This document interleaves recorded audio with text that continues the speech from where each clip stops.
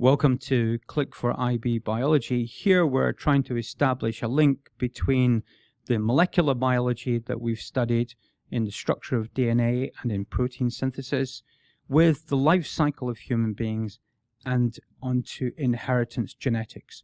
There's a blank version of this presentation, a PDF, down in the description. You can annotate that with your own notes as we go along. And then, to check your understanding, take the 10-question quiz at the end and check out your answers to help you not forget the content of this part of the course. So let's take a quick look at the human life cycle, and where our focus in the human life cycle is on the major stages and the various types of cell divisions which occur during those human life cycle.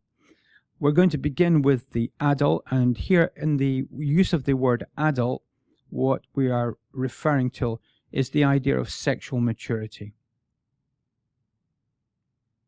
The capacity to reproduce and produce fertile offspring. At this stage, the adult is regarded as a diploid organism. 2N stands for diploid. And this means, the word diploid means that we have a double set of human chromosomes. This is true of the male, and it's also true of the female. And then at the onset of adult sexual maturity, a form of cell division known as meiosis takes place in the reproductive organs of the male, and this process of meiosis reduces the chromosome number from 2N to N. N stands for haploid. Haploid is a single set of human chromosomes. For humans, the diploid number 2N is 46. The haploid number N is 23. So meiosis takes diploid cells in the adult male and reduces the chromosome number from 46 to 23. The type of cell produced in a male, of course, is called a sperm cell, and in a female is an egg or oocyte. They both contain 23 chromosomes. These types of cells are also known as gametes. The process of meiosis in human females is slightly more complex, but by the end of that process, the chromosome number will have been reduced from 46 to 23 in the process of producing haploid egg cells. Now, within the detail of meiosis, there lies the answer to where does the variety of human beings come from. So none of us are identical to our parents, but where does this variation come from? And that is detailed in the study of meiosis and is a fundamental understanding required to appreciate genetics, variation, and evolution. Returning to the cycle, the oocyte and the sperm cell combine through a rare form of cell fusion, cells joining together, and so that brings 23 chromosomes from the female together with 23 chromosomes from the male. And if we remember that that's 23 is a complete set of human chromosomes, and 23 is a complete set of human chromosomes, then fertilization re-establishes the diploid number of 46 chromosomes, which is a double set of human chromosomes. The cell produced by this fertilization is called the zygote. The zygote then undergoes rapid mitosis, in which diploid cells give rise to more diploid cells. You should review the topic of mitosis, which is covered in these video series. So cells which are diploid give rise to more cells which are diploid, and initially they form a structure like this, which is called the blastocyst. These cells on the outside, they will have already differentiated. They will become the placental membranes, and then this group of cells here called the inner cell mass, that will actually differentiate to form the embryo. So these cells here are going to undergo morphogenesis and cell differentiation, topics that you will already have covered, to form the early embryo, which then develops through growth to form the fetus. And then after following birth and child development, we then go through the process leading us back to the adult stage. Now, of course, there are many important features within this life cycle that we're not covering here, but the focus largely is following the number of chromosomes at different stages in the life cycle. So I mentioned that N in human beings, N is 23. Other species have different haploid numbers and diploid numbers. We'll focus on human beings here since it has a better context. But the 23 chromosomes, this is called the haplotype. And you can see from the image here there are 23 chromosomes, but those of you with good eyesight will realize that there are two 23s. Now, the numbers of chromosomes 1 through 22 are known as the autosomes, or autosomal chromosomes. And these two here, these are the sex chromosomes.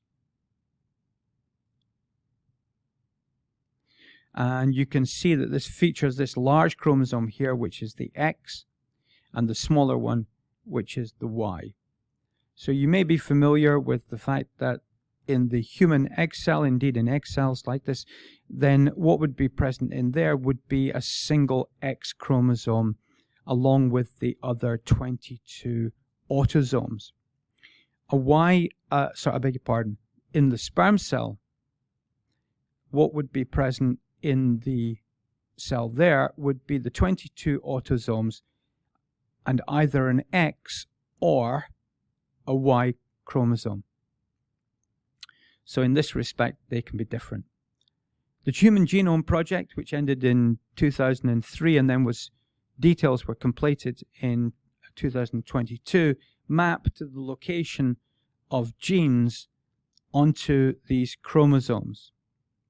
And you can look up databases and find the location of particular genes that you may be interested in. There are online databases which allow you to do that. So on these 23 chromosomes, we have one copy of every human gene.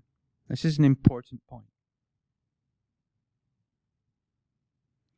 When we image chromosomes from a diploid cell,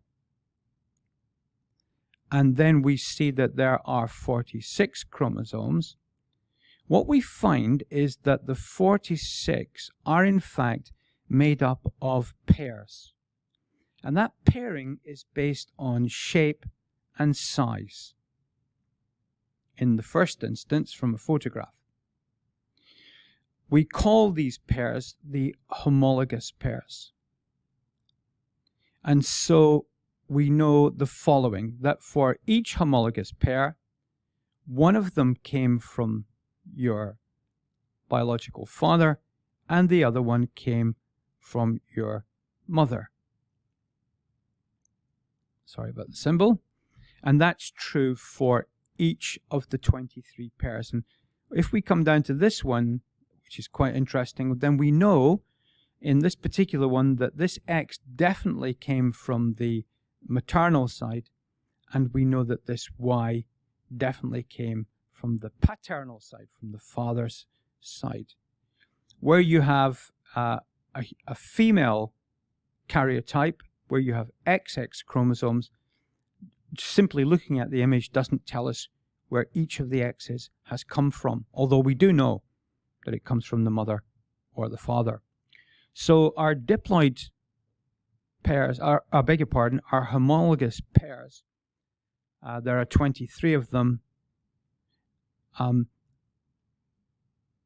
That means that we will have, in these pairs like this, we will have not only two versions of each chromosome, but we also have two versions of each of the genes which are on those chromosomes. Let's look at that concept in more detail. So if we look at a homologous pair and we go down from the top of the chromosome, let's say that this one comes from the father, and we go down a particular distance, we find the location of a gene. So the bases here are coding for a gene, they're coding for a particular characteristic, and we call that location the gene loci. Now if we then go to the homologous partner, inherited from the mother, at the same position, at the same gene loci, we will find a version of the same gene. Now, that means that we have two versions of the genes, and when we speak of those versions of the genes, we use the word allele. So the allele is the version of the gene inherited from the father, or the version of the gene inherited from the mother, like this. Now, if we further inspect the chromosomes, we find that as we proceed down the length of the chromosome, we find other genes. Where genes occur on the same chromosome, we describe them as being linked genes. Okay. Following that introduction, making the link between molecular biology and genetics and the human life cycle, we'll progress looking at the concept of alleles in the next video. There's the link, there's the channel link, and here's the playlist link. We'd really appreciate your subscription and your likes, always appreciated.